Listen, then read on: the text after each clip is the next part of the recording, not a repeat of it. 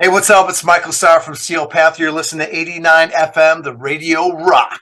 So your guys are coming to Brazil to do a unique performance here in São Paulo. How are your Yes. expectations? I expect it to be amazing. We haven't been to Sao Paulo in probably 4 years, maybe 5 years. So it's finally our big return. We came out there with Kiss and did some shows with them. And now we're coming back and getting ready to rock on our own. And we're super excited. I think it's going to be fantastic. And you guys already come to Brazil. Do you have a fun history or a memory that stuck with you from this country? Yeah, I did a lot of walking around, especially around the venue we played, just to meet people. And I got to hike with a bunch of people, and it was really cool. I had a really cool experience. Food's great, the chicks are hot, and the shows are fun. I mean, really, we've been waiting to go back for so long, and we finally have an opportunity to do so. So we're really fucking excited. Do you have some food that you taste that you love it or do you hate? No, I love pizza, and I love pizza from any country and any part of the world. That's my favorite food. Have you ever tried açaí here in Brazil? Uh huh. And what do you think? I like it. It's good. That's fine. I mean, most Also, people don't like it, but I think it's good. yeah, we have the two options. Can be salt and can be sweet. Né? So it's a little different, I can tell you. I like salty stuff. Yeah, that's very different. um, Also, you guys did a performance in American Got Talent. You guys participated in the reality. I want to know how was it? It was really, really scary to perform Steel Panther. Our brand is very dirty and raunchy and heavy metal rock and roll, right? It's all about Yes. sex, drugs, and rock and roll. So to go on America's Got Talent, which is really super straight and has to be very super clean, it was scary. I didn't want to say fuck while I was singing because that's what we normally do. Yes. Right? But they ended up really the experience was great. Unfortunately, we didn't win, but we made it to the second round, and that was pretty cool. And now we get noticed by old ladies in shopping malls. Now it's pretty cool. That's amazing. You will do it again? Yeah, of course.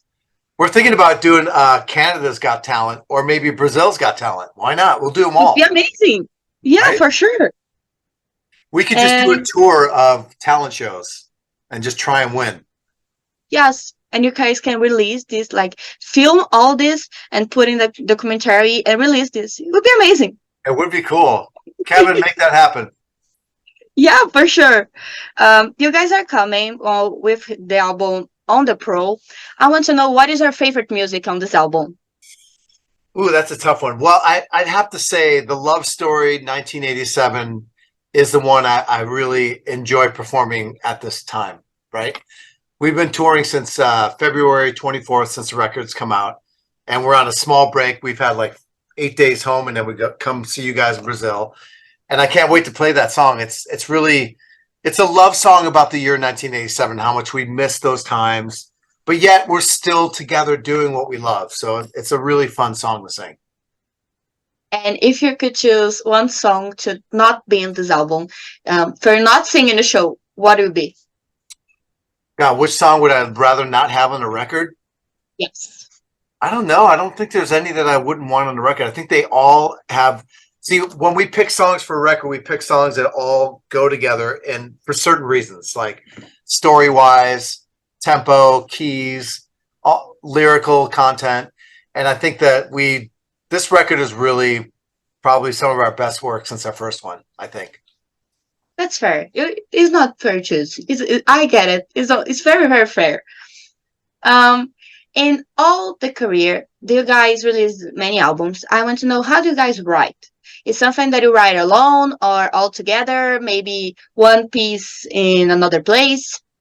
Yeah, they're pieces put together mostly by our guitar player. He'll put together songs based on experiences that we have either had or we're together and we think, this situation would be really funny in a song because it actually happened in life.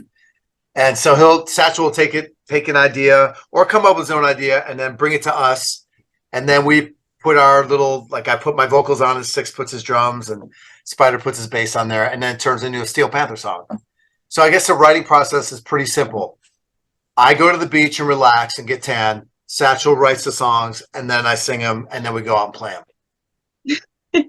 It's very organic. Yeah, it's organic. It's the best way to do it. But during the pandemic, we had a lot of time to work on music and really go through everything that Satchel wrote and just all the side-ons. And also we, had the bass player change too as well. So there's been a lot going on in Steel Panther's world. And how do you think the pandemic changed your music? Like a lot of music exploded on the internet and social medias. And do you guys wrote thinking about it, or is just thing that is a consequence, is a part? Yeah, I think it was just a consequences of what was going on in the world. But as you know, you go through it, and we're just trying to do whatever we can to stay sane, be healthy, all the stuff that goes with a pandemic. But then you look back, a couple years ahead, and you look back to that time. It was really a time that brought us together. Really. Same with my family. I don't get to see my family as much. So, being home and not touring, I got to see my family a lot, and it was really nice to just recharge as a band. And we all got healthy, and we got recharged and rested. And we didn't have any money, but we were killing the game with rest. We were sleeping really good, and I think it reflects in the music, actually. Yes, for sure. And I want to know if you guys like a new band that is coming out. How do you guys see the metal scene right now? There's a lot of great new bands coming out. There's a matter of fact, there's a band we just got done touring with. They're called Broken Love, and they're a new band. They've only put out 2 records, and they're fantastic. They're a great band, and that's just one of my favorite bands right now. That's amazing. Yeah. And I have a question that is like more a curiosity of mine, that when the band start, you call metal school and then you change it to Panther. Why? Well, we started out actually as Metal Shop, and then we had a fight with our manager. He owned the name, so we had to change it to Metal School. And then we fired the manager we were with at that time, and he owned the fucking name. And so we changed it to Steel Panther, and now we own the name. Yeah, it's very important. You guys feel it. But I'm really grateful it happened that way. We learned a lot of lessons about managers, and we learned that Steel Panther is the best name we've ever had. Yes.